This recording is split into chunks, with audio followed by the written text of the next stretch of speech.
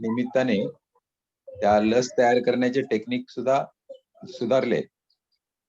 त्याची हा भर पडते. म्हणजे पुढे जर असा काही प्रकार घडला तर त्याला लवकर रिस्पॉन्स देता येईल अशा प्रकारची तयारी सुरू आहे.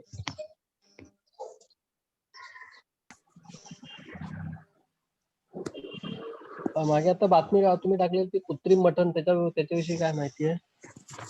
प्रयोगशाळेत तयार केलेलं मटण. बरीच वर्ष त्याच्यावर प्रयोग सुरू आहेत. म्हणजे आपण प्राण्यांपासून जे मांस मिळवतो त्याच्यासाठी प्राणी कापावे लागतात.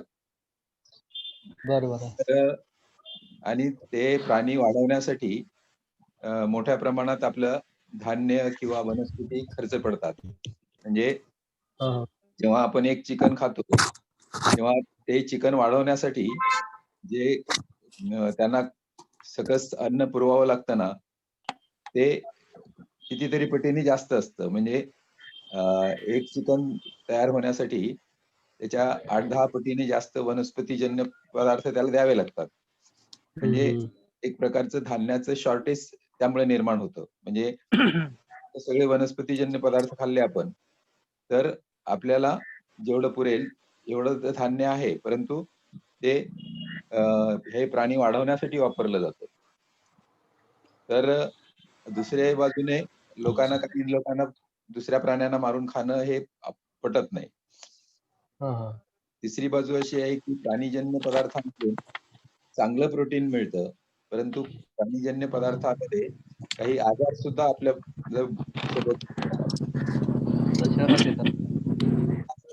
येऊ नयेत. म्हणजे मागे आपल्या वसईमध्ये डुकराचं मटण खाल्ल्यामुळे मेंदूमध्ये काहीतरी हे होतं, जंतू जातात वगैरे अशी आल्यामुळे मटण खायचं बऱ्याच लोकांनी बंद केलं होतं. तर तशा प्रकारचे जे स्वाईन फ्लू वगैरे, बर्ड फ्लू वगैरे आहेत, हे प्राणीजन्य आजार आहेत. तर त्याचा संसर्ग पण होतो ना. त्याच्यावर उपाय म्हणून आता सायन्समध्ये जी प्रगती झाली आहे त्यामुळे आपल्याला प्राण्यांच्या पेशीचा वापर करून म्हणजे ज्या आता समजा एक बकरी आहे किंवा एक कोंबडी आहे, तर ती कोंबडी संपूर्ण कापून खाण्याऐवजी त्या कोंबडीची एक पेशी घेतली तर ती जिवंत असते. आपल्याला प्रयोगशाळेमध्ये वाढवता येते. म्हणजे जशी प्राण्यांच्या शरीरामध्ये पेशी वाढतात तशा प्रयोगशाळेमध्ये वाढवता येते. म्हणजे आपण ते टेस्ट ट्यूब बेबीचं वगैरे ऐकतो ना, तर ते आपल्या माणसाचे स्पर्म्स वगैरे ते कृत्रिमरित्या वाढवून त्यांचं नंतर मग फर्टिलायझेशन बाहेर करून मग ते आईच्या गर्भात टाकतात. तसं बाहेर पेशी वाढवता येणं शक्य झालंय. इव्हन आता कॅन्सरच्या पेशी सुद्धा बाहेर वाढवून प्रयोगासाठी वापरतात. म्हणजे या ज्या पेशी आहेत आपल्या शरीरातल्या, ते शरीराच्या बाहेर वाढवता येतात. त्याच्यावरून अशी कल्पना आली पुढे, की ह्या पेशी जर वाढवता येत असतील, तर आपण मांस जे आहे प्राण्यांपासून येणारं, ते आपल्याला बाहेर का तयार करता येणार नाही? म्हणजे कोंबडीचं मांस आहे, ती कोंबडीची पेशी घेऊन ती वाढवायची. म्हणजे अख्खी कोंबडी कापायची गरज नाही. आणि एका पेशीपासून मग कोट्यावधी पेशी निर्माण होऊ शकतात. त्यांना पुरेसं वातावरण दिलं तर. आणि त्यामुळे मग आपल्याला हवं तसं मांस तयार होऊ शकेल. म्हणजे त्याच्यात हाडं नको असतील तर हाडं नसलेलं असं बोनलेस. मग अशा प्रकारे चिकन पाहिजे असेल तर चिकन, मटण पाहिजे असेल तर मटण, पोर्क पाहिजे असेल तर पोर्क. ज्या प्राण्यांच्या पेशी आपण वापरू त्याप्रमाणे ते तयार करता येईल. त्याच्यावर संशोधन सुरू होतं बरीच वर्ष. तर आता ते शेवटच्या स्टेजला आलेलं आहे. सर हे खर्चिक नाही का वाटत? खर्चिक म्हणजे बऱ्याच गोष्टी सुरुवातीला खर्चिकच असतात. परंतु एकदा त्याचं मोठ्या प्रमाणात उत्पादन सुरू झालं की नवीन टेक्निक निघतात आणि त्यामुळे मग त्या टेस्ट होत जातात. आता त्यांनी सिंगापूरच्या मार्केटमध्ये हॉटेलमध्ये सुरुवात केली आहे. आणलंय ते. म्हणजे अशा प्रकारचं प्रयोगशाळेत तयार केलेलं मांस त्यांनी टेबलवर आणलंय. ते तुलनेने महाग आहे. परंतु काही हौशी लोक खायला सुरुवात करतील आणि मग हळूहळू सगळ्यांच्या ताटापर्यंत पोहोचेल ते. म्हणजे तेवढंच नाही तर दुधासारखे पदार्थ देखील अशा प्रकारे तयार करता येणं शक्य होईल. त्याची प्रत्यक्ष चव निराळीच असेल ना. नाही, ती चव आता आर्टिफिशियली तयार करायचं म्हणजे ते संपूर्णपणे कृत्रिम नाही. ते आपल्या पेशी ज्या आहेत ना, त्या प्राण्याच्या घेतलेल्या असतील. अच्छा, तर त्यामुळे जास्त गावठी फरक नाही कोंबडीचं पडणार. चिकन पाहिजे असेल, तर गावठी कोंबडीच्या पेशीपासून तयार केलेलं, तर ते तसं असणार. फक्त ते अच्छा. वाढवलं प्रयोगशाळेमध्ये म्हणून आपल्याला त्याची चवीमध्ये कदाचित फरक असेल, परंतु ती चव देखील कृत्रिमरित्या बदलता येईल. आणि त्यामुळे आपल्याला हव्या मसाले त्या वगैरे टाकून. चवीचं हव्या त्या चवीचं जसं आईस्क्रीम आपण घेतो, तसं चिकन, मटण किंवा पोर्क वगैरे मिळू शकेल. आणि ते आता मार्केटमध्ये यायला सुरुवात झाली म्हणजे त्याच्यावर पुन्हा आणखीन प्रयोग सुरू असतील. त्यामुळे ते नजीकच्या काळामध्ये सगळ्या जगभर वापरायला सुरुवात होईल. कारण एकदा सुरुवात फक्त झाली त्या सिंगापूरला हे प्रयोग चालू केलाय का? हां, सिंगापूरला त्यांनी परवानगी दिली. जगभर ते प्रयोग चालू आहेत. आपल्या आपल्या देशात सुद्धा त्यांनी सुरुवात केली आहे. काही फूड इंडस्ट्रीवाल्यांनी ते आणलंय. परंतु ते मार्केटमध्ये येऊन प्रत्यक्ष आपल्या टेबलवर यायला वेळ लागेल. वेळ लागेल. कारण लोकांना पसंत पडणं हे पण महत्वाचं आहे ना. हा, तेही आहे. ते एकदा लोकांना पसंत पडलं, की मग व्हेज, नॉन-व्हेज असा काही प्रकार राहणार नाही. म्हणजे काही लोक करतात जे पूर्ण व्हेजिटेरियन आहेत, ते असा विचार करतील, की ते प्राण्यांच्या पेशीपासून तयार केलाय म्हणजे ते जिवंत हा. प्राणी आहेतच तिकडे असं. हा. म्हणजे कोणाला मारलं नाही. काही लोकांचं काय असतं, कोणाला न मारता मिळालं तर आम्ही खाऊ. हा. तर ते लोक स्वीकारतील. कारण तिथे बरोबर. कोणाला मारण्याचा प्रश्न येत नाही. नाही. ती जिवंत कोंबडीच्या शरीरातून देखील एखादी पेशी काढून घेतली, तर ती कोंबडी मरत नाही. बरोबर. आणि त्यामुळे मोठ्या प्रमाणात प्राण्यांची हत्या किंवा हे पोल्ट्री फार्म किंवा आपले प्राणी वाढवण्याचे जे काही प्रकार असतात, ते थांबतील. म्हणजे त्या इंडस्ट्रीवर मोठा परिणाम होऊ शकेल. बरोबर. आरोग्याच्या दृष्टीने चांगलं असेल नाही का?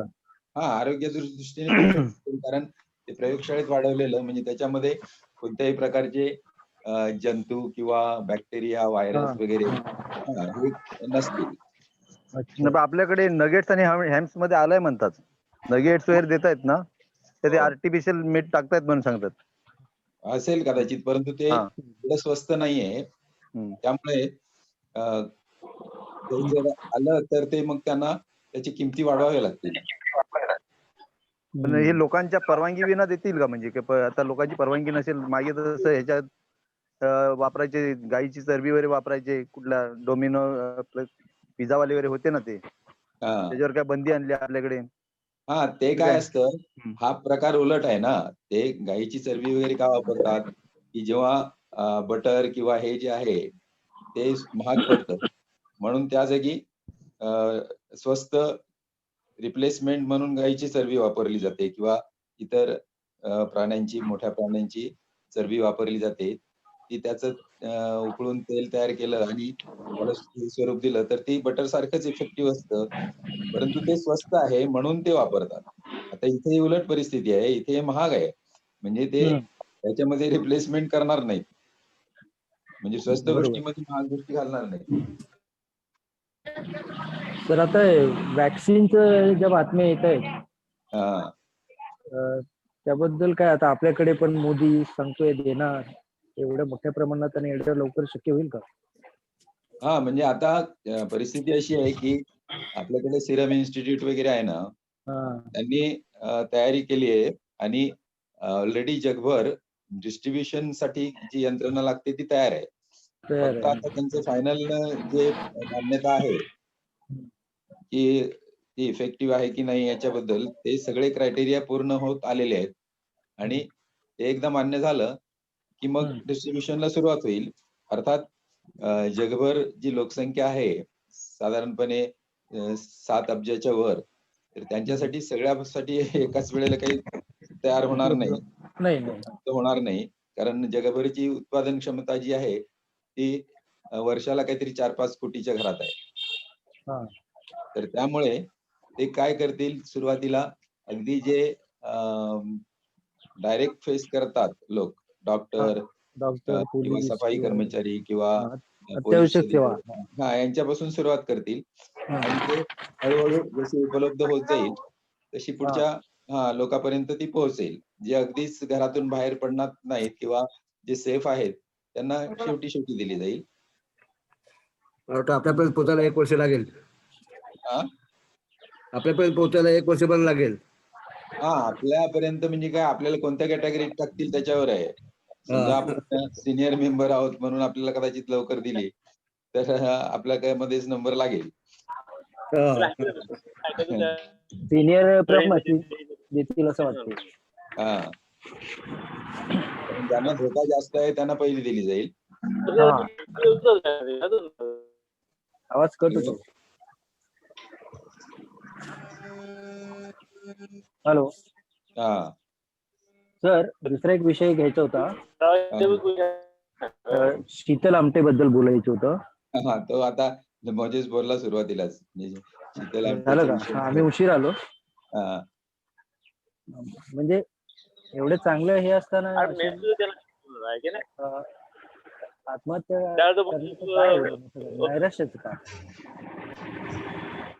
रवींद्र आंबेचा त्यावरती एक व्हिडिओ आहे. काल हा, खूप हा, रवींद्र तो छान तो आंबे पाहिला. त्यांच्याशी संपर्कात तो होता पाहिला त्यांच्या. मी. हा त्यांच्याशी त्या अगदी शेवटच्या काळात बोललेले आहेत. हा हा, तो तुम्ही टाकलेला ना, तुम्ही बघितला. हा पण ते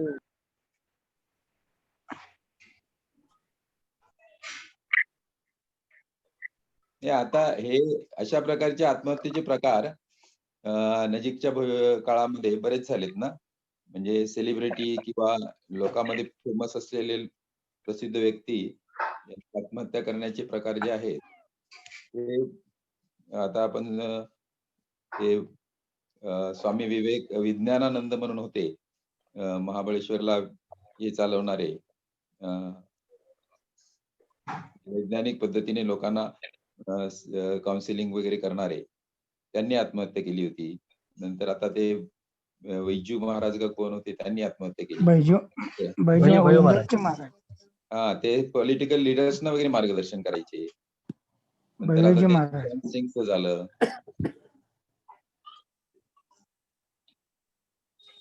पण शीतल आमटे यांचं जे आत्महत्या आहे त्याला म्हणजे वेगवेगळे दृष्टिकोन आहेत.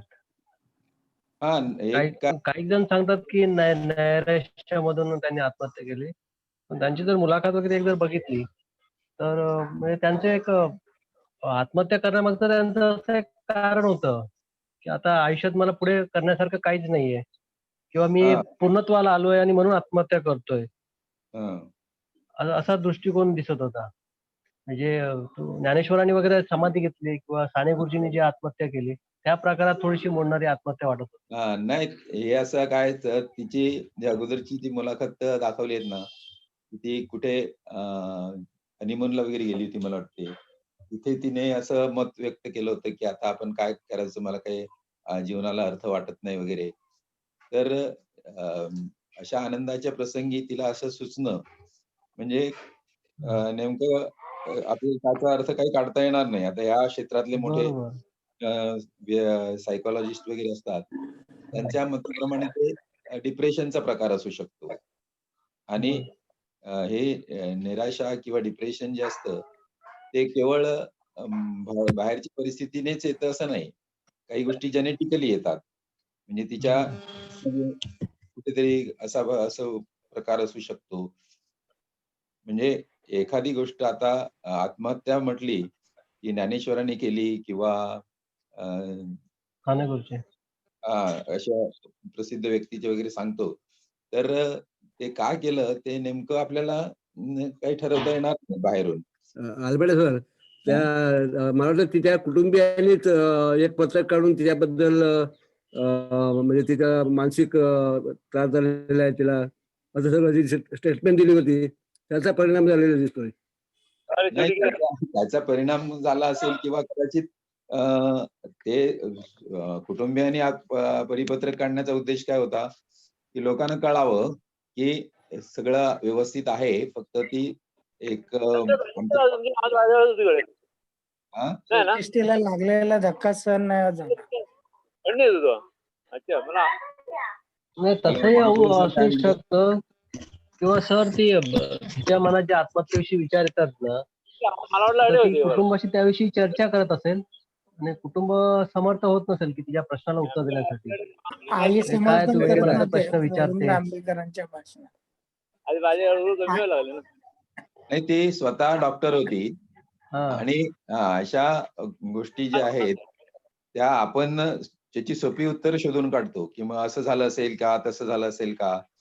परंतु आपण जो विचार करतो तो विचार त्यांनी पण केला असेल ना. आता ते बरोबर. आमटे कुटुंबीय म्हणजे काय अशिक्षित आदिवासी नव्हतं. ते सुद्धा सगळे डॉक्टर, इंजिनियर, मोठ्या फिलॉसॉफिकल आणि जगभरच्या लोकांशी संपर्कात असलेले असे लोक आहेत ना. त्यामुळे आपण जो विचार करतो तो त्यांनी अगोदर केला नसेल असं नाहीये. म्हणजे ह्या ज्या गोष्टी आहेत की असं झालं असेल त्यामुळे असं झालं. तर हे एवढं सोपं नसतं ते. सगळे ह्या कॉम्प्लिकेटेड गोष्टी असतात. एखादा माणूस तर असं आत्महत्या करतो त्याच्या मागे वेगवेगळ्या 100 गोष्टी असू शकतील. बरोबर. कारण तो सात्र म्हणून एक विचारवंत आहे. तो बोलतो माणसाने आत्महत्या का करू नये? हां, असा प्रश्न बरोबर. विचारतो. म्हणजे यापाठी त्याने खूप काही लिखाण केलं असेल. हां, अर्थातच. हां. पण सर हे जे कुटुंब आहे याला जागतिक कीर्तीचं वलय आहे बरोबर. आणि त्यामध्ये समजा आपल्याला डावललं जात असेल किंवा आपल्याला त्या प्रवाहात घेतलं जात नाही असा हां, पण प्रकार थोडासा वाटतो. कारण तिला त्या पदावर ठेवलेलं होतं. हां, तिथून पुन्हा ते ती प्रकाश आमटे आपले हे विकास आमटे त्यातून ते बाजूला झाले. त्यांनी रिझाईन केलं ना. हां, आणि नंतर तिचे ते दुसरे 2 भाऊ सांगितलेले. एक सख्खा भाऊ आहे आणि एक प्रकाश आमटेंचा मुलगा आहे. हां. कौस्तुभ मोरे. ते कदाचित त्या पदावरून किंवा जी काही जबाबदारी आहे ती देण्या घेण्यावरून इथे थोडीशी नाराजी असायला पाहिजे असं वाटते. नाही ते कौस्तुभ अर्थात पण दोघांचं कुठेही झालंय. मोठी संस्था चालवली जाते ना आणि मोठ्या पदावर जे लोक असतात. आता आपण उदाहरण घेतलं तर उद्धव ठाकरेला राजकारणात आपलं मुख्यमंत्रीपद सांभाळावं लागतं. मग त्यावेळेला आपल्याला दिसताना मुख्यमंत्री म्हणून उद्धव ठाकरे प्रमुख आहे. परंतु तो शरद पवार एका बाजूला, अजितदादा दुसऱ्या बाजूला, नंतर सोनिया थोडा गांधी तिसऱ्या बाजूला, अशा सगळ्या थोडा लोकांना सांभाळावं लागतं त्यांना. आणि हा, हे सांभाळण्याचं तारेवरची कसरत असते. म्हणजे कसरत असते. प्रत्यक्षात काम करणं बाजूलाच राहिलं. फक्त या लोकांना सांभाळणं एवढीच गोष्ट त्यांनी केली तर ती तेवढीच पुरेशी असते. त्यामुळे आता हे जे आहे आमटे परिवाराचं, आनंदवनाचं हे सुद्धा मोठं एक संस्थान आहे ना. संस्थान आहे बरोबर. त्याच्यामध्ये कुटुंबातले लोक आहेत, कुटुंबाच्या बाहेरचे लोक आहेत, पार्टनर्स आहेत त्यांचे, सल्लागार आहेत, ट्रस्टी आहेत. खूप असे मोठ्या विविध प्रमाणात प्रकारचे फंड पण येतो ना. हां, या सर्व लोकांना सांभाळणं आणि त्यांच्याबरोबर म्हणजे नुसतं सांभाळायचं नाही, तर त्यांच्यातून काहीतरी चांगलं निर्माण करायचं. पुन्हा मीडियाच्या समोर ते दाखवायचं. या सगळ्या गोष्टी करताना ताण येणारच ना. अर्थात यासाठी अ, त्या कुटुंबातून त्यांना ट्रेनिंग मिळालेली असेल, परंतु ती पुरेशी नसेल कदाचित. काही-काही वेळेला आता आपण पाहतो, की बिल गेट्स सारखा एखादा माणूस किंवा स्टीव्ह जॉब्स सारखा आपली कंपनी स्थापन करतो, मोठी करतो आणि त्याच्यातून त्याला बाजूला बाहेर पडावं लागतं. बाहेर पडतात. हां, म्हणजे याच्यावरून कल्पना येते, की एखादी मोठी संस्था तयार झाली, की ती सांभाळणं जो तयार करणारा असतो त्याला सुद्धा शक्य होत नाही. हम्म. म्हणजे इथे आता काय बाबा आमटेंनी ज्या पद्धतीने ती संस्था उभी केली, त्यांचे जे विचार होते, विजन होतं, ते हळू-हळू बदलत गेलं ना. बदलत दुसऱ्या गेली. पिढीमध्ये, तिसऱ्या पिढीमध्ये आणखीन फरक झाला त्याच्यामध्ये. हो. त्याच्यात आणखीन कुटुंबाच्या बाहेरची व्यक्ती त्याच्यात प्रवेश झाला. म्हणजे तिचा नवरा जो आहे, तो त्या कुटुंबातला भाग नाही. नाही. अर्थात त्या गरजेचं. सुना वगैरे ज्या आल्या त्या सुद्धा कुटुंबाचा भाग नव्हता. परंतु ते हम्म. त्यांनी स्वेच्छेने असं स्वीकारलं आणि मान्य केलं. परंतु आता हा तिचा नवरा जो आला तो अगोदरच ट्रेंड होता. म्हणजे मॅनेजमेंटच्या क्षेत्रातला वगैरे तज्ञ होता आणि त्यामुळे त्यांनी कदाचित त्याच्या आयडिया इथे इम्प्लिमेंट करायचा प्रयत्न केला असेल. असू ह्या शकतं. सगळ्या हां, हम्म.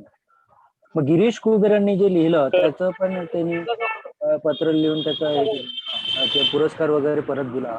हां. गिरीश कुबेरांनी याविषयी काहीतरी गिरीश कुबेरने कुबेरांचं जे लिहिलेलं एका तिची त्वरित टीका केली होती. हो हा नाही ते गिरीश कुबेरांनी तिला अगोदर सत्कार वगैरे केला होता ना, हम्म. तिला पारितोषिक हा, दिलं होतं. तो तिने कल केला.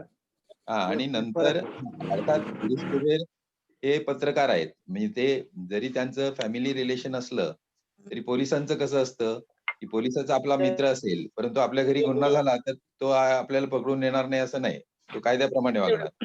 हा, त्याला त्याचं काम करायचं आहे. हा गिरीश कुबेरांनी ते त्यांचं जरी कौटुंबिक असं रिलेशन असलं किंवा हे असलं तरी पण पत्रकार म्हणून त्याची भूमिका त्यांनी बजावली. हा, इथे बजावली. काहीतरी घडतं आणि ते काही लपवून ठेवण्यासारखं नाही. उद्या दुसऱ्या कोणीतरी बाहेर काढण्याच्या अगोदर ते परिस्थितीला घेणं हे त्याचं काम त्यांनी बजावलं.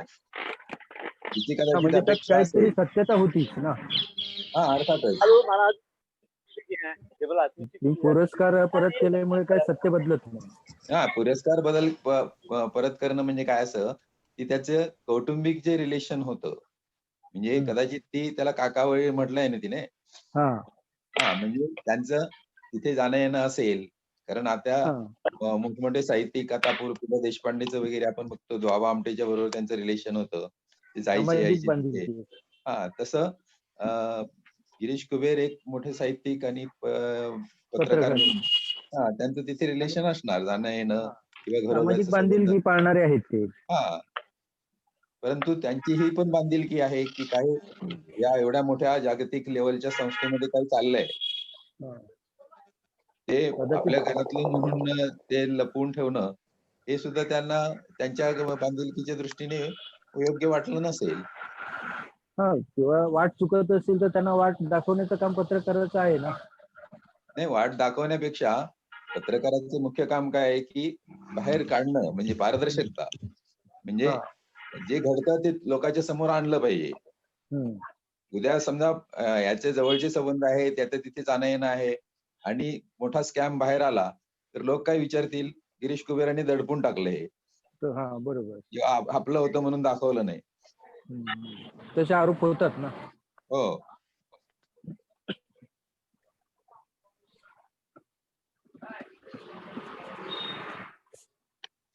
परंतु एकूण जो प्रकार झाला तो आनंदवन आणि बाबा आमटेच्या एकूण कार्याच्या दृष्टीने वाईट झालं ते, खूप वाईट. वाईट झाला. म्हणजे जे त्यांच्याविषयी सहानुभूती बाळगणारे आहेत आनंदवन आणि तिकडच्या हेमलकसा सोमनाथ प्रकल्पाविषयी त्यांना तो धक्का बसला. सगळ्यांना हादरायचं. हा म्हणजे आपण आता एवढ्या लांब आहोत परंतु आपण कधीतरी त्यांना व्हिजिट केली आहे किंवा आपल्या मनामध्ये त्यांच्याबद्दल आदराची भावना आहे. आदर आहे. हो. हा त्यामुळे असं तिथे काही घडलं तर आपोआपच ते आपल्याला फील होतं.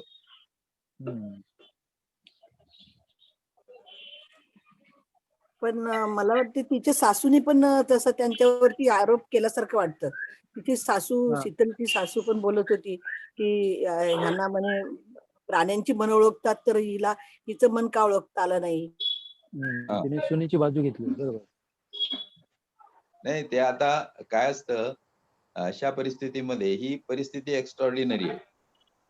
म्हणजे एखादा मृत्यू होणं जवळच्या माणसाचा अशा वेळेला माणसं थोडीशी विचलित होतात ना. तिच्या सासूने असं स्टेटमेंट करणं म्हणजे ते काय खूप मोठं विचारपूर्वक केलं असेल असं नाही ना. म्हणजे ते प्राण्यांची मनं ओळखतात किंवा हे करतात म्हणून त्यांना माणसाची मनं कळतीलच असं थोडंच आहे.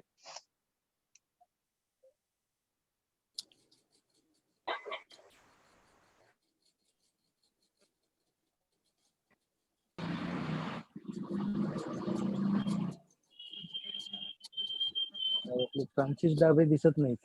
आपले आले आले आहे ना. आहे का? येस हा. येस. आहेत का? मग काय बोलत नाही ते तुम्ही? ऐकतोय ऐकतोय. फ्रान्सिस दाबले बोलायला लागले का जरा बरं वाटते. हा. त्यांना प्रश्न विचारण्यासाठी माणूस हजर नाही. त्यांचे सर नाहीत वाटते आज. हा त्यामुळे बरोबर. अल्बर्टा सर सध्या आपल्या देशीन कॅशिक बँकेने सिल्वेस्टर लोपिस जे माजी काय जनरल मॅनेजर होते. हा. त्यांना पुन्हा एक कोणतं ते पद माझ्या लक्षात नाही, ते पद देऊन त्यांना पुन्हा नियुक्ती केली. त्यामुळे बँकेच्या कारभारात फरक पडायला हरकत नाही. ते आता त्याच्यावरच वाद निर्माण झालाय. काही संचालकाच्या म्हणण्याप्रमाणे त्यांना विश्वासात न घेता ती नियुक्ती केलेली आहे.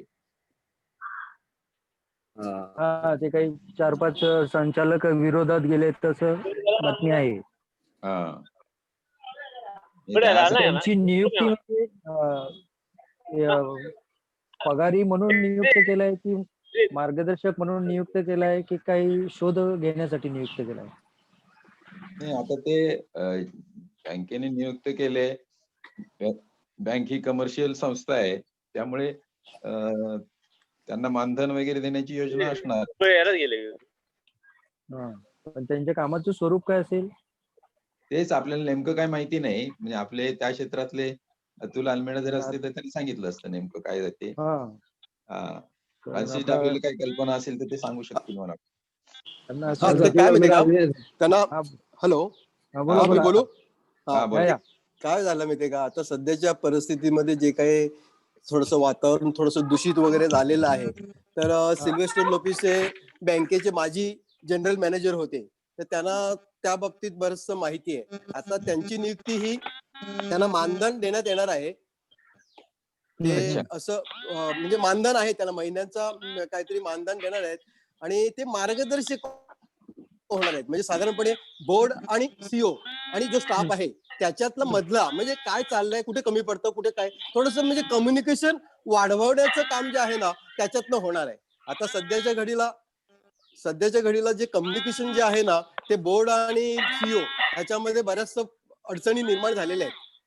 तर त्या थोड्याशा वाढवण्यासाठी आणि एक चांगला माणूस म्हणून आपण त्यांना नियुक्त केले नाही बोर्डाने आणि कोण काय म्हणतो ते सोडून द्या, पण ती नियुक्ती बऱ्याचशा डायरेक्टरनी मान्यता दिलेली आहे. त्याच्यात असं काही नाही की कोणाची त्यांच्याबद्दल कोणाचं काय विशेष असा आक्षेप होईल वगैरे. व्हॉट्सअप वगैरे काय येतं जातं ते चालायचं, ते आपण विरोध कुणालाही करतो, काही करतो, चांगला सुद्धा. आणि विरोध करणारे सुद्धा पाहिजेत ना. सर म्हणतात, आलमेडा सर म्हणतात तसे प्रश्न विचारणारे पाहिजेत ना. हो हो, तर अशी नक्कीच होईल. एकंदरीत भूमिका आहे.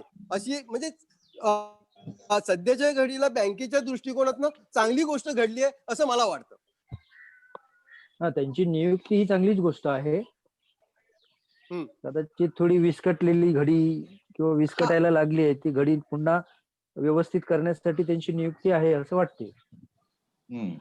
आता ते या नियुक्तीची तशी काय कायदेशीर तरतूद आहे की नाही, मोजेसने तो प्रश्न उपस्थित केला सुरुवातीलाच.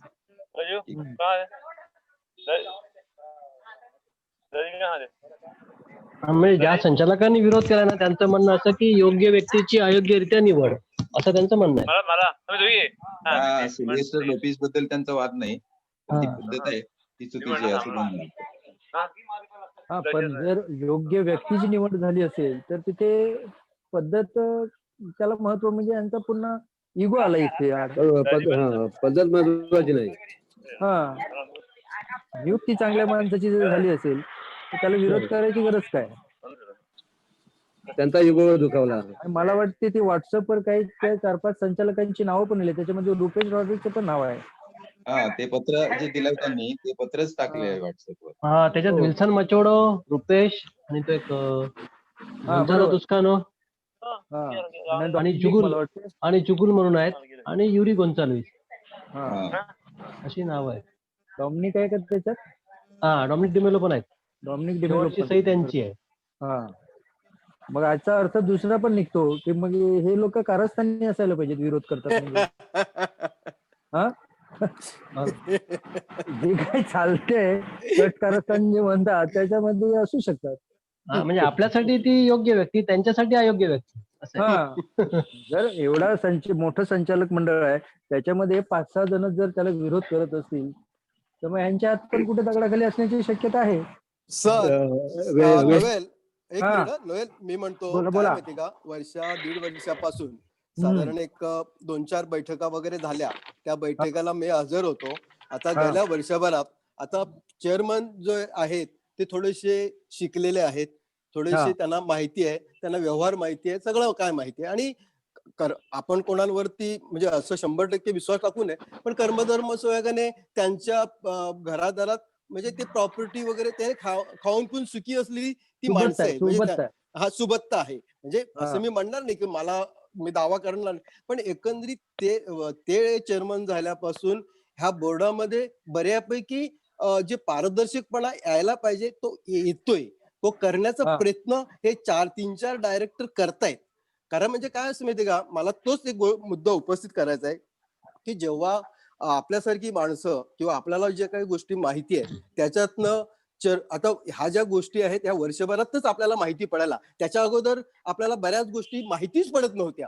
म्हणजे हो. जर तुम्हाला कल्पना असेल नसेल, जर तुम्ही बघत असाल तर त्या हिशोबाने.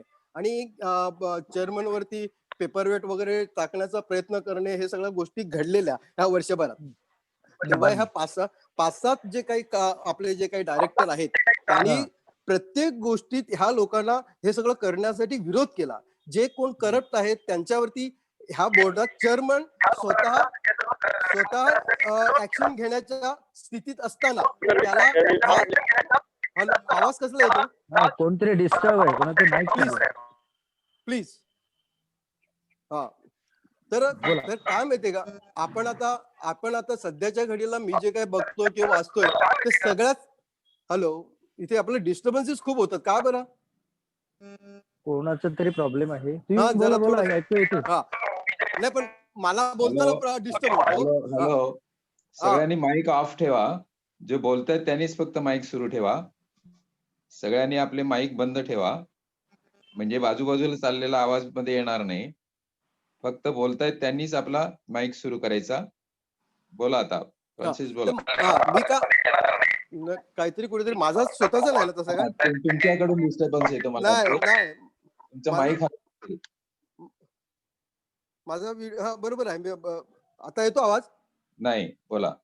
हॅलो. हा, तर मला काय सांगायचंय की आपण काय म्हणतो माहिती का, की सगळं बोर्ड नाही, ह्याच्यात काही 3-4 असे डायरेक्टर आहेत की सातत्याने ते ह्या सगळ्या वाईट गोष्टींना विरोध करतायत आणि ते बोर्डात मांडण्याचा प्रयत्न करतायत, परंतु त्यांना ते करू देत नाहीये हे 7-8-10 लोक. आपण आता बोलताना ना संपूर्ण बोर्डवरती बोलण्याऐवजी नेमका 1-1.5 वर्षात मी कोणाच्या बाजूने बोलत नाही. प्लीज मला त्या अनुषंगाने कोणी घेऊ नये, कारण नाहीतर काय असतं माहितीये का, आपण गृहित धरतो आणि मला जे माहिती आहे त्या हिशोबाने मी बोलतो. कारण वर्षभरात 1.5 वर्षात आता उदाहरणार्थ चेअरमन पायस. हॅलो. तुमच्या माईकला हात लावत असेल तर काय बघा जरा. माझाच प्रॉब्लेम आहे का? सिल्वेस्टर अंकलचा प्रॉब्लेम. हॅलो. हा, माझ्यावरती काहीतरी माईक बंद ठेवा सगळ्यांनी. नाही, होस्टने सर्वांना म्यूट करा आणि मग बोलणाऱ्यांनी अनम्यूट करा.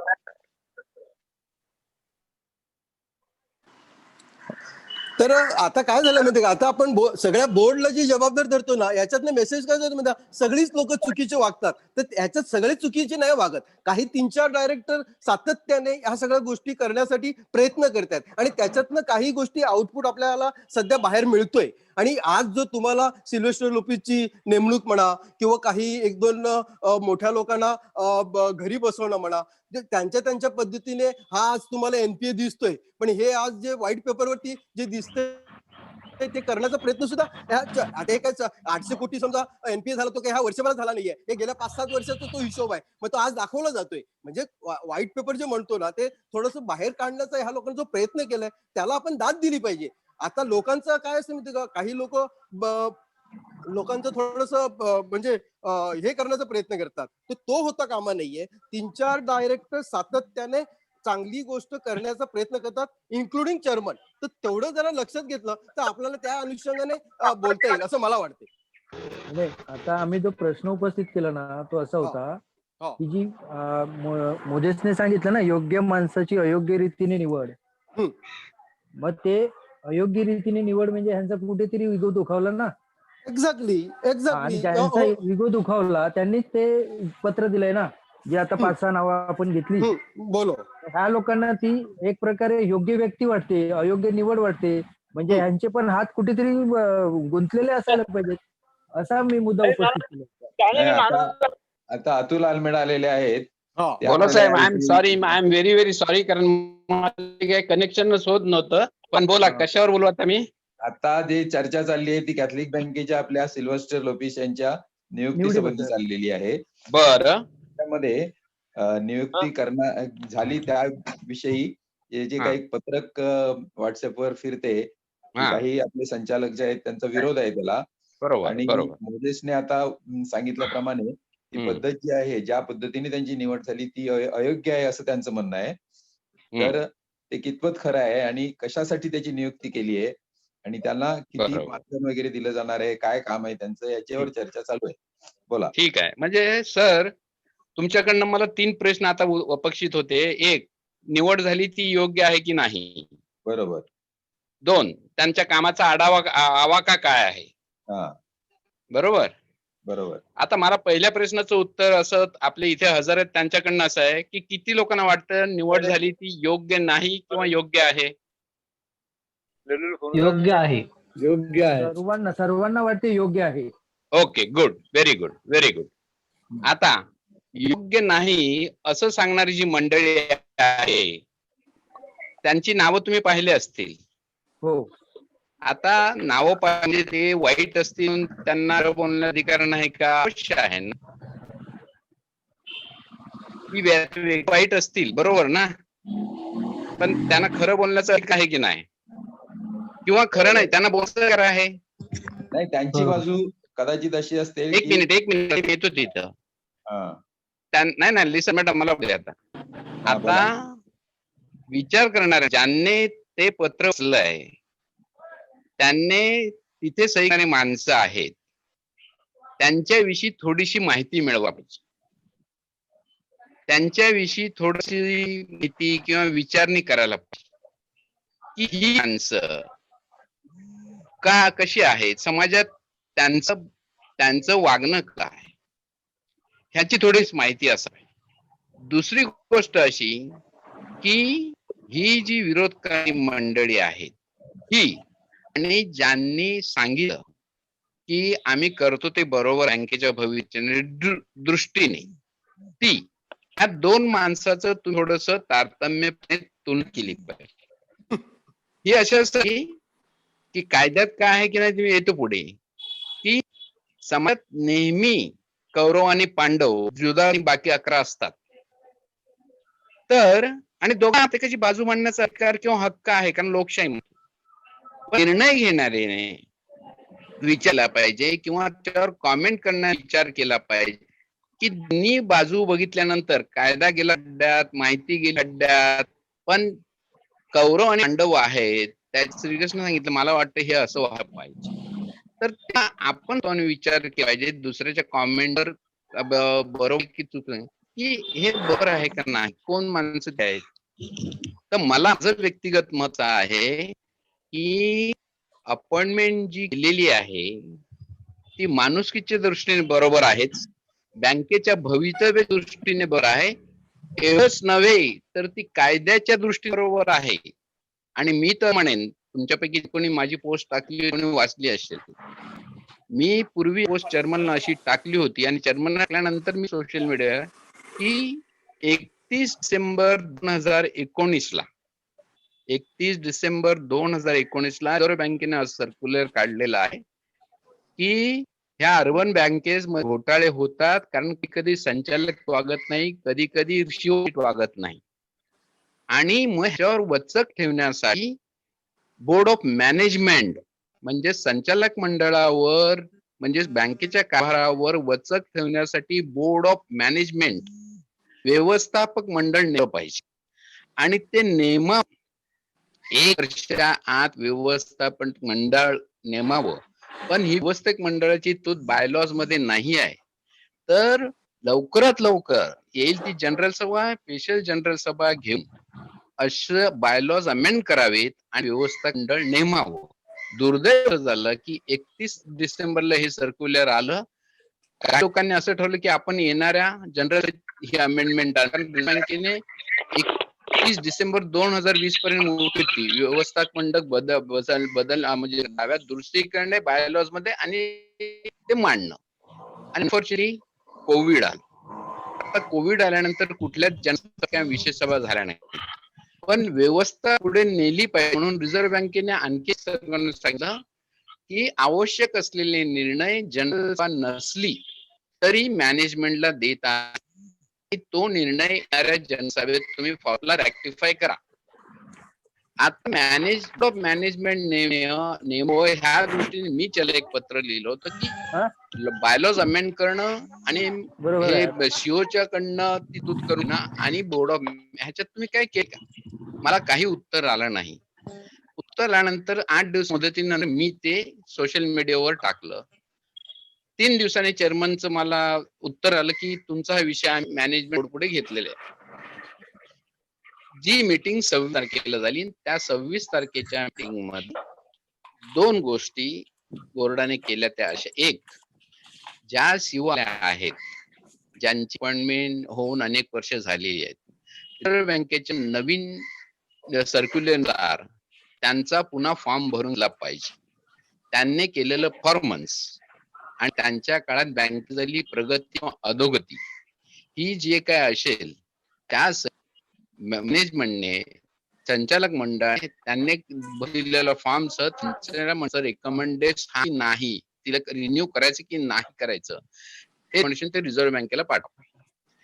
आता संचालक असं ठरलं की हिला रिकमेंडेशन कारण झालेली बँकेची प्रगती नव्हे तर अधोगती ह्याच्या काळात वेळेला त्यांनी असं ठरवलं की ज्या अर्थी आपण पाठवतो त्या अर्थी मध्यंतरीच्या मध्ये आपल्याला सीओची आपण वेळ आणि ह्या बाईच्या विरुद्ध लिहिल्यामुळे बाई उद्या काही करू शकेल, त्यामुळे आपण ताबडतोब काहीतरी केलं पाहिजे आणि एक तरी मॅनेजमेंट मध्ये आणली की जी आपल्या सगळ्याला किंवा गाईड करू शकेल. म्हणून त्या मीटिंग मध्ये दुसरं रेझोल्युशन त्यांनी केलं. पहिली रेझोल्युशन हिला घ्यायचं नाही, दुसरं रेझोल्युशन लोकसभेचे अपॉइंटमेंट. आता हे झालं जेव्हा ह्या मीटिंग चालले तेव्हा इथे काही आपले लोक मला सांगायला पाहिजे, आपले संचालक काही फारसे बोलले नाहीत, पण नंतर जेव्हा वोटिंगची वेळ आली तेव्हा ज्यांनी सह्या केल्यात आपले संचालक सोडून ह्यांनी बायकॉट केलं. आपले संचालक बसून राहिले आणि नंतर आता त्या पत्रकावर त्यांनी सही केलेली आणि तटस्थ राहिले, म्हणजे त्यांनी वोटिंग पण मेजॉरिटीने हे दोन्ही ठराव पास झाले.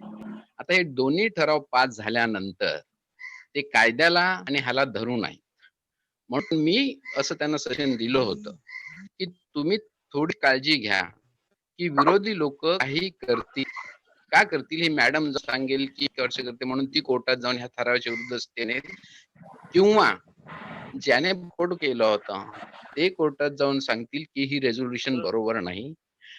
आणि त्याकरता माझ्याकडे 2 येऊन गेल्या. चेअरमन एक मी त्यांना सांगितलं तुम्ही सोमवारी 26 ला हे झालेलं आहे, तुम्ही जेवढ्या लवकर कोर्ट वेळ दाखल का तुमच्या विरुद्ध काय होणार. पण ही मंडळी ज्या म्हणजे ती चांगली असली कामाच्या बाबतीत इनकॉम्पिटंट आहे हे माझं मत मी दोघांना लिहिलंय सुद्धा. ह्यांनी तसं काही केविएड घेतला नाही. त्या लोकांनी कोऑपरेटिव्ह कोर्टात अर्ज घाला की रेझोल्युशन केलेली आहे, ही रेझोल्युशन चुकीची आहे, त्यामुळे ती चुकीची असं डिक्लेअर करा. आणि दुसरं की ह्या रेझोल्युशन्स मध्ये जे ठराव केल्याचं अंमलबजावणी करू नका अर्थात, आणि ताबडतोब स्टे द्या. जो ऐकणारा माणूस असेल त्याला थोडंफार जाण असेल म्हणून त्या माणसाने स्टे दिला.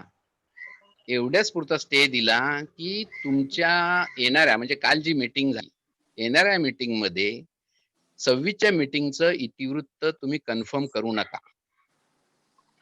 स्टे असं दिलंय इतिवृत्त कन्फर्म करू नका. अर्थात इतिवृत्त कधीही कन्फर्म होईल ना, पण जे 2 ठराव झाले हिला रेकमेंड करायचं नाही लोपिसना, ह्या 2 ठराव 26 ला झाल्यानंतर 1 तारखेला दोन्ही ठरवण्यात आले. रिझर्व्ह बँकेला जे पाठवायचं ते पाठवलं, लोपिस साहेबांना जे लेटर द्यायचं ते दिलं आणि काल स्टे येईपर्यंत लोपिस साहेबांनी चार्ज घेतला. ते लेटर तिथे पटलं, म्हणजे ज्यासाठी ह्यांनी सांगितलं ठराव इम्प्लिमेंट, ते ठराव दोन्ही इम्प्लिमेंट झाले. ठराव इम्प्लिमेंट झाल्यानंतर ते ठराव कॅन्सल करता येतात का? मग आता कॅन्सल करायला काय लागेल? झालेली प्रक्रिया म्हणजे आता त्याने जे कोर्टात केलेलं आहे त्याची किंमत 0 आहे. एखादा ठराव पास करणं आणि त्याचं इम्प्लिमेंट करणं ह्या दरम्यान जो अंतर असतो, त्या अंतराच्या अगोदर जाऊन कोणी स्टे आणला तर गोष्ट वेगळी. त्यामुळे आता स्टे कशावर आहे? कन्फर्मेशन, मिनिट कन्फर्मेशन करण्याचं ज्युरिस्डिक्शन आणि केवढी त्याची व्यापकता किती असते. त्याची व्यापकता असते की त्या मीटिंगला जे लिहिले ते बरोबर की नाही. तो ठराव चुकीचा आहे की नाही असं सांगता येत नाही ना. ठराव चुकीचा तर जी राईट मीडिया आहे ती कोर्टाकडे जाऊन तो तसा करून घेणे. तर ही झाली ह्यांची बाजू. आता परिस्थिती अशी आहे, लोपीस साहेबांची अपॉइंटमेंट करणे हे का गरजेचं आहे. ते एक रिझर्व्हचं सर्क्युलेट लोपीसच का ह्याची पार्श्वभूमी अशी की लोपीस एक विश्वासपात्र व्यक्तिमत्व आहे. दुसरी गोष्ट अशी की त्यांनी बँकेत 93 पासून 2006 ला रिटायर्ड होईपर्यंत निष्कलंक असं काम केलेलं आहे. निष्कलंक असं काम केलेलं. आणि तिसरी गोष्ट अशी की कुठल्या आर्थिक कामासाठी तो माणूस जाणार नाही. आणि हे त्याच्या वागणुकीने त्याने दाखवलेलं आहे की मी 75,000 रुपये फी घेतली, त्यांनी एक नया पैसा सुद्धा त्या ड्युटीला फी घेतली नाही. आता अशा व्यक्तीच्या विरुद्ध बोलणारी माणसं जेव्हा बोलतात तेव्हा त्या माणसांचा हेतू काय असेल. तर ही जी मंडळी आहे, काही लोकांनी त्यांना डाकू शब्द वापरला, मी तेवढा डाकू वाईट शब्द वापरू इच्छित नाही. ही बरबटलेली स्वार्थी मंडळी आहे, लाभार्थी आहेत. आणि बँकेचं प्रशासन जर नीट चाललं तर ह्यापैकी प्रत्येक जण जेल जायला पाहिजे. अशी कागदपत्र माझ्याकडे आहेत. बोला. हे आता सिल्वेस्टर साहेबांचं नेमकं काम काय राहणार आहे? सॉरी, सिल्वेस्टर साहेबांचं नेमकं काम काय असणार आहे आता? आवाज नाही येत. सिल्व्हस्टर साहेबांच्या कामाचं स्वरूप काय असेल? आवाज नाही. हॅलो तुमचं माईक हॅलो, बघा. बोला सर. आवाज आता येतो का आवाज? हॅलो. सॉरी. हा, अल्मेडा सर तुमचा आवाज येतो, परंतु हा. मला वाटते अतुल अल्मेडा साहेबांचं. हॅलो. हा बघा तुमचं. बोला. आता येतो आवाज? हॅलो. हा, आवाज येतो का? येतो आवाज, पण अल्मेडा जरा तुमचा आवाज आवाज द्या मला ना. वाटते. नाही मला वाटतं त्यांनी अनम्यूट केलाय का, विचारा त्यांना. नाही, माझं स्वतः- चालू आहे पण अच्छा. आवाज येत नाही मला. माझा आवाज येतो Unmute का केलाय. अल्मेडा साहेब? हा, अतुल मला अल्मेडा साहेब? येतो. सगळ्यांचा आवाज येतो. अतुल अल्मेडाला माझा आवाज म्यूट जात आहे. नाही. अनम्यूट. म्हणजे तुम्हाला तुमचं Unmute. स्पीकर तुमच्या कानामध्ये, हा? इथे स्पीकर तुमच्या कानामध्ये हेडफोन लावलाय का याच्यावरून ऐकता तुम्ही? काहीतरी काम. आता माझा येतो का? मी डायरेक्ट बघतो, डायरेक्ट. बघा. डायरेक्ट मग तुमचं स्पीकर ऑन नाही सध्या. आहे ना, स्पीकर आहे. मग माईक म्यूट आता अनम्यूट करून बोललो बघा. का मी? आता येतो का अल्मेडा साहेब? हा? म्यूट करू का अनम्यूट करू, काय करू? म्यूट हा. करा, पुन्हा अनम्यूट करा, असं करून बघा. आरो काढा. हा, arrow म्यूट काढा, आहे असं माझं. करा. अच्छा, म्यूट आता आहे का? मी काय बोलतो ते येतो का आवाज? हॅलो. हॅलो. सिद्धेश बघ काय?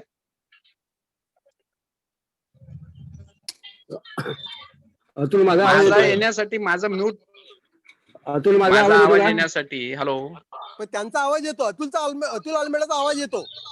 येतो ना? हा, हा, अल्मेडा सर बोला बोला, आता. तुम्ही बोला. हा. आता आजचा प्रश्न काय होता हा. की सिल्वेस्टर लोपिस आता नेमकं काम करणार आहेत असं. हा, एक सिल्वेस्टर लोपिस आता 2 पद्धतीने काम करणार आहेत. एक, आता जी काही नवीन प्रपोजल समजा आली बँकेपुढे, काल काय झालं होतं, त्याच्यात जिथे वाव असेल करेक्शनला, तो करेक्शन आलं त्यांच्या पुढे, किंवा ह्या पुढे आता एखादं प्रकरण आलं कर्जासाठी, आणि तिथे बोर्डात सुद्धा विचार विनिमयात दुही माजली की नाही, इथे कर्ज अशा पद्धतीने देऊ नये किंवा अशा पद्धतीने देऊ नये, किंवा कुठलाही बँकेच्या व्यवहारा ऍडमिनिस्ट्रेशनच्या दृष्टीने इश्यू आला तर बँकेत जर एक विचाराने किंवा मेजॉरिटीने ते होत नसेल तर it will go to Sylvester Lopez, and Sylvester Lopez will be consult and he will give his opinion as a member of a board of management किंवा as a consultant. Now since he is individual, it has been shown as a consultant. Otherwise if there would have been at least 3 members, board of management is expected to minimum 5%, maximum 12%. अच्छा, आता ते एक आहेत. आता ते एकटेच आहेत, कारण काय आहे, अवधी नाही आहे, वेळ नाही आहे. कारण हा कोविड नसतं ते आतापर्यंत अमेंडमेंट होऊन 5 लोक कसे 5 नेमायचे की 9 नेमायचे ते त्याने नेमले असते. तर ह्या कोविडमुळे सध्या परिस्थिती अशी आहे की कोणतरी पाहिजे. अर्थात बोर्डमध्ये जी परिस्थिती आहे त्यामुळे त्यांनी एकटे, कारण ह्यांनी समजा 5 नावं आणली असती तर त्याने आणखीन 10 नावं आणली असती आणि हे नेमा असंही सांगितलं असतं. त्यामुळे it's a time gap procedure आहे. मला असं कळलं की त्यांना मानधन म्हणून no any other facilities, only facility he will be, त्यांना हे काय जाण्या येण्याचं हे गाडी प्रोव्हाइड केली जाईल, व्हेकल प्रोव्हाइड केलं जाईल आणि ऍब्सोल्युटली 1,50,000 रुपयाचं मानधन देण्यात येईल. बरोबर आहे. 1,50,000 रुपयाचं. बाकी काही बेनिफिट आणि एक रविवार सुट्टीचं मिळेल आणि बँकेचे सुट्टीचे हॉलिडे असतील त्या हॉलिडेज मिळतील. Nothing else. आता ही व्यवस्थापकीय कमिटी तुम्ही जी सांगितली हा ती निवडण्याची काय क्रायटेरिया हा राहणार आहे? आता तुम्ही मी आता ह्याच्यात आलंय ते तुम्ही पाठवा. मी आपल्या ह्याच्यामध्ये ते डिटेल आर्टिकल आलंय कशामध्ये, आपल्या जनपरिवारमध्ये, आणि मी झेरॉक्स केलंय. कोणाला वाचायला पाहिजे असेल तर माझ्याकडे मिळेल. अच्छा, ठीक आहे. मग त्याच्यावरती काय हायलाइट? सगळं म्हणजे रिझर्व्ह बँकेचं सर्क्युलर काय आहे, सीओ ची अपॉइंटमेंट कशी करायची, बोर्ड ऑफ मॅनेजमेंटची अपॉइंटमेंट काय करायची आणि संचालकाची काय निकष असावेत निवडीचे, ती सगळी माहिती आहे. आता हे जे व्हॉट्सअपवर पाठवता येईल का? मंडळ व्हॉट्सअपवर पाठवता येईल? व्हॉट्सअपवर मी आता पण पाठवू, पण ते मला फोटो काढता येत नाही आणि मग तो गदाळ दिसतो. कोणी येऊन काढलं तर मी आता कोणालाही पाठवा, माझ्याकडे 5-7 कॉपी पडलेल्या आहेत, मी ताबडतोब देऊ शकतो. आणि मग तुमच्यापैकी कोणतरी चांगला असेल त्याने व्हॉट्सअप किंवा स्कॅन करून टाका, नो प्रॉब्लेम. आपल्यापैकी कोणी पाऊल ऑफिस वगैरे येत असेल का? हॅलो, हा दुसऱ्या ग्रुपवर हा, बोला. आलंय, माझ्याकडे होतं ते बघतो मी, फॉरवर्ड करतो. हा पण ते तेवढं चांगलं मीच टाकलं होतं, पण दॅट कुड नॉट बी दॅट नाही, तुम्ही टाकलेलं ते रिडेबल. नाही आलं, तुम्ही टाकलेलं अस्पष्ट आहे. दुसऱ्या एका ग्रुपवर स्पष्ट हा. आलं. मला शोधायला लगेच. अच्छा, मग टाका ना, कारण ते त्याच्यात सगळं आलेलं आहे. नाही, आता तुम्ही येण्यापूर्वी मी प्रश्न उपस्थित केला होता की ज्या हा. संचालकांनी विरोध केलाय, हा ते विरोध करणारे जे संचालक आहेत त्यांचे हात कुठेतरी गुंतले असायला पाहिजेत. 100%. हा, 100%. कळणार. म्हणून मी बोललो नाही का की ह्या सगळ्यांना जेलमध्ये जायची वेळ येईल. आपण जर सगळे व्यवस्थित राहिलो आणि आपण जी आता संघटना करायला घेतली आहे ती संघटना जर व्यवस्थित चालू झाली तर ह्या 15 संचालकांपैकी कमीत कमी 11 संचालक जेलची हवा खातील. पण तुम्हाला माहिती आहे कोर्टाची प्रक्रिया कशी चालते, आणि मी हे जबाबदारीने बोलतो. ज्यांना असं वाटतं ना की हे 11 संचालकांनी त्यांनी माझ्या विरुद्ध डिफेमेशन घालावं, मग मी दाखवते हे कसे जेलमध्ये जातील ते जेलमध्ये ठीक आहे. जाण्या अगोदर त्यांना घरी पाठवण्याची व्यवस्था करावी लागेल. ती आपल्या लोकांनी करायला पाहिजे, त्यासाठी आपलं काम चालू आहे. मग ते लोकांच्या समोर यायला पाहिजे. कोर्टाच्या समोर जाण्याऐवजी लोकांच्या समोर, लोकांच्या कोर्टाच्या येईल समोर ना, आलं पाहिजे. येईल. आता कसं आहे, मी ते मांडायचे विचार होतो, पण आता जे अर्णवच्या केस मध्ये झालं की मीडिया ट्रायल होऊ नये, त्यामुळे मला, कारण माझ्याकडे कागदपत्र, पण ते मांडणं म्हणजे कसं, मी माझं ओपिनियन देतो, then it amounts to media trial. आणि ह्याचा साधा पहिला अनुभव सांगतो मी. पेनने जेव्हा बेलसाठी अर्ज केला तर पेनचा वकील होता रॉबर्ट डाबरे. आता पेनची मॅटर घेणं, पेनला डिफेंड करणं ह्याच्यात काही चुकीचं नाही. प्रत्येक वकिलाचं ते कर्तव्य आहे आपल्याकडे आलेल्या आरोपीचे तो निरापराधी आहे असं सिद्ध करण्यासाठी. पण ते माझं वकिली कायद्याखाली कोर्टाच्या भूमिकेत माझी भूमिका झाली, माझं कार्य झालं ते. पण पेन इनोसंट असं दाखवण्यासाठी आर्टिकल जर रॉबर्ट लिहित असेल तर रॉबर्टची सनद जाऊ शकते. रॉबर्टने थोडस तसं आर्टिकल वसई टाइम्स मध्ये लिहिलं. मी रॉबर्टला फोन केला, रॉबर्ट तू हे आर्टिकल लिहिलंय? हो. तू अशा कशाच्या जोरावर लिहिलं? ते म्हणे माझ्याकडे फॅक्ट्स होते त्याच्यावर. म्हटलं तू आमचा कमिटीचा रिपोर्ट पाहिलाय का? मी नाही पाहिला. म्हटलं तू वकिली घेतलाय, मला असं माहिती आहे की तो रिपोर्ट त्यांनी पोलिसांकडे दिलाय, म्हणजे तुझ्या क्लायंटकडे असायला पाहिजे होता. पहिला दिवस आहे आणि तू माझा मित्र आहे, असं आर्टिकल पुन्हा आला तर माझं कर्तव्य ठरेल तुझ्या सनदसाठी कॅन्सल करण्यासाठी. रॉबर्टला तुम्ही आजही विचारू शकता. मग रॉबर्ट त्या दिवसापासून काही लिहिलं नाही. अच्छा. हा नाही, हे झालेलं. आणि I don't care. I stand for what I say. मार्कुसला पण मी झालं की तू असं छापतो, एका बाजूला तू भ्रष्टाचारच्या गोष्टी करताना. आता मी संपादक नाही आहे ना. अच्छा. तिने अंगावरचं काढून टाकलं. हा ते नाही आहे तर संपादक, म्हणजे he is there but he is not active. आणि चालायचं हो, प्रत्येकाला ज्याची त्याची बाजू असते. उद्या मला पण माझी बाजू आहे ना. नाही, आता हे व्यवस्थापकीय मंडळ जे आहे, हो, बोला ना. हा बोल. ते आपल्या संचालक मंडळाच्या वर जसं आपण लोकसभा आणि राज्यसभा म्हणतो तशा प्रकारची व्यवस्था राहणार आहे की काय? Yes yes, that will be. नाही म्हणूनच अल्मेडा तुम्ही ते माझा आर्टिकल वाचलं ना तर you will get the entire thing what it is. Okay. त्यांचे राईट काय, त्यांची निवड कशी होणार, त्यांची निवड कोण करणार, आणि ते काय मेजॉरिटीत राहिले पाहिजे. कारण बोर्डाने मेजॉरिटी केली तर संचालक मंडळाला पण ते बाजूला, मॅनेजमेंटला पण. हे जे मॅनेजमेंट बोर्ड आहे that will be directly responsible. कारण बँकेत आणखीन काय उचलतात तर नुसते संचालक मंडळ नाही तर बोर्ड ऑफ मॅनेजमेंटला पण रिझर्व्ह बँक विचारू शकते. आणि त्यांना काढायचा अधिकार, जसं बोर्डातला इरेग्युलरसाठी काढायचा अधिकार असतो संचालकाला, तसं त्यांना काढायचा अधिकार रिझर्व्ह बँकेला आहे. अच्छा.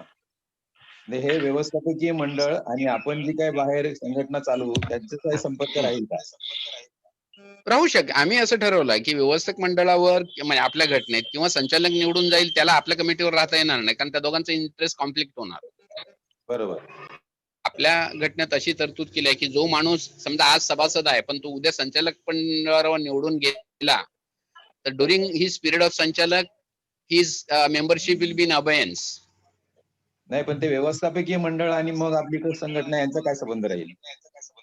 नाही, व्यवस्थित मंडळीवर आपले तो तिकडला जो माणूस आहे तो आपला सभासद असेल तर, नाही तर आपण जे संचालकाला विचारू त्यांना विचारू शकतो. अच्छा, म्हणजे हॅलो, हा, आपली जी संघटना बाहेरची असेल ती आणि व्यवस्थापकीय मंडळ यांचं काही असेल का कम्युनिकेशन?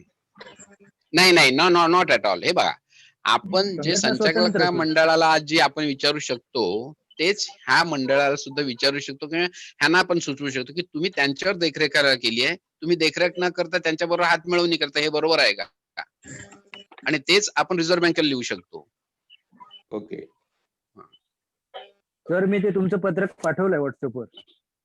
हा ठीक आहे, म्हणजे वाचता येण्यासारखं असेल तर झालं, माझा काय म्हणणं. हो, तो चांगला फोटो आहे, पाठवलाय.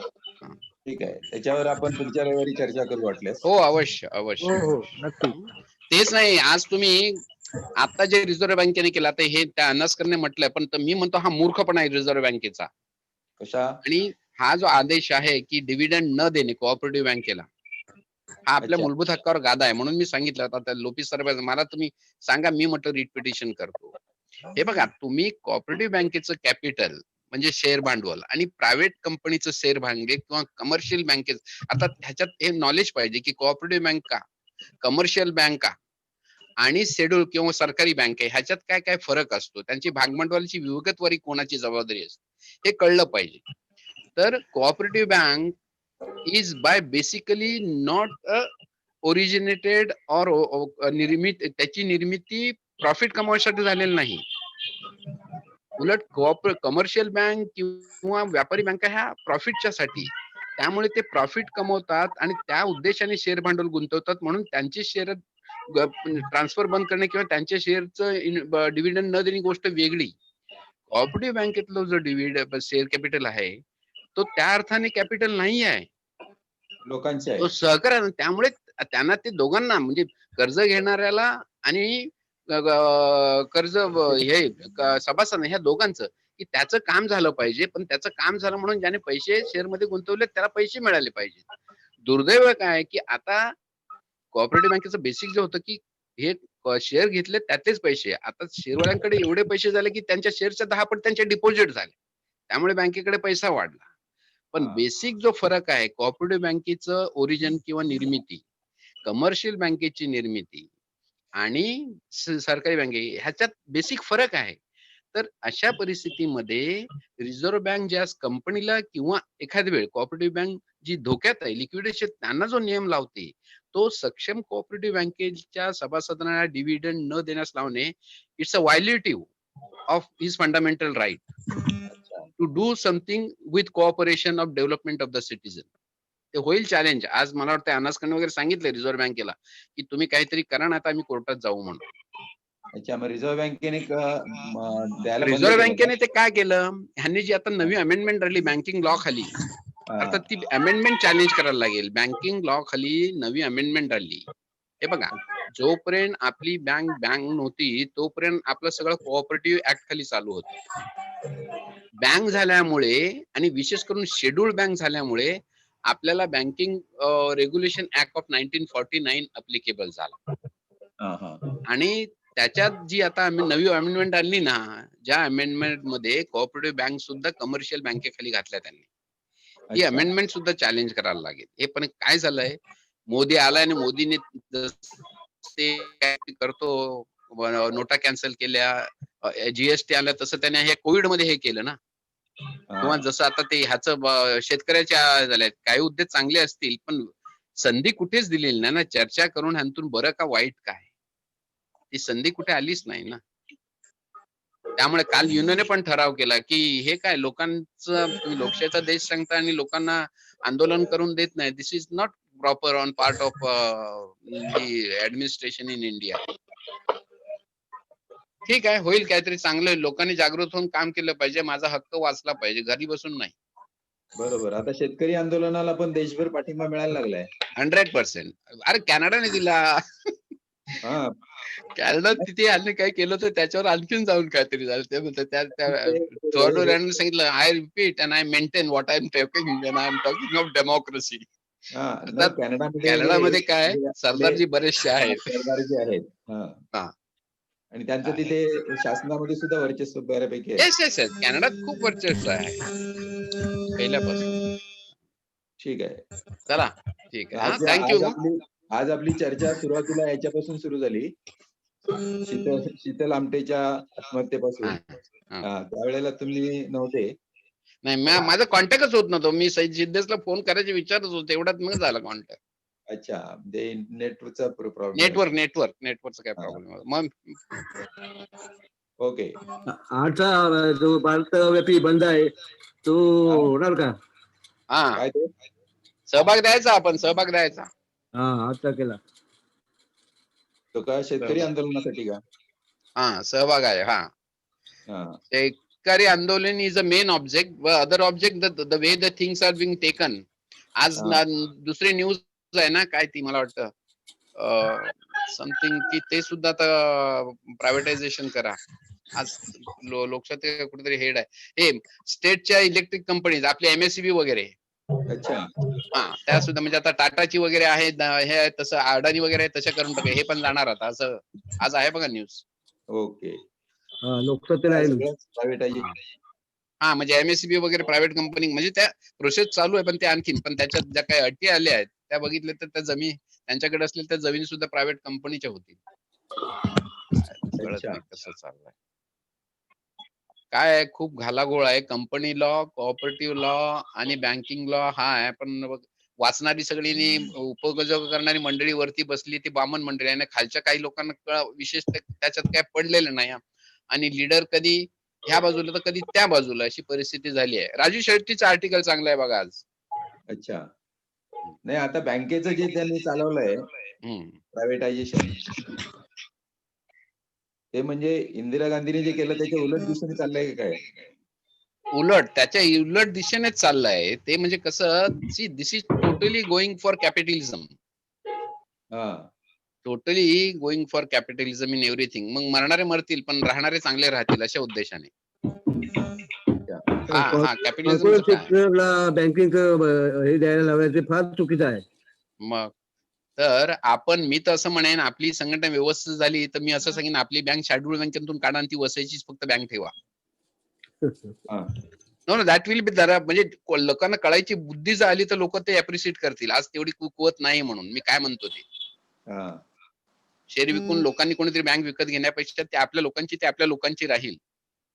मग ते मग सहकारी बँकेचं पण तसंच होईल का?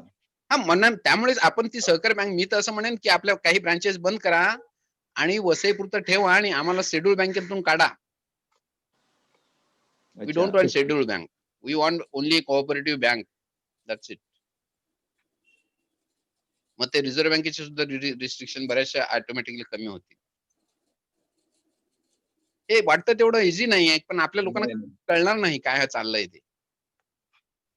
नाही, पण आता आपली संघटना जेव्हा चांगली हा, मजबूत होईल, आपण करू. मग त्यामुळे आज बघ ना, पीएमसी मुळे ती बँक आज वाचू शकेल, पीएमएमसीच्या संघटनेमुळे. हा. त्यामुळे संघटना जर झाली आणि होणार, आपली संघटना व्यवस्थित होणार, त्याच्याविषयी काही वाद नाही. पण ज्यांना कळतं की कामगार कशी की युनियन केल्याशिवाय मला हक्क मिळणार नाही, हो. तसं लोकांना हे समजावून द्यावं लागेल की चांगला माणूस निवडण्यासाठी, चांगलं हे करण्यासाठी हे वगैरे होईल असं. ओके. ठीक आहे, बचेंगे तो और लढेंगे. चलो वाइंड अप करूया. ओके. Thank you very much. चला बाय.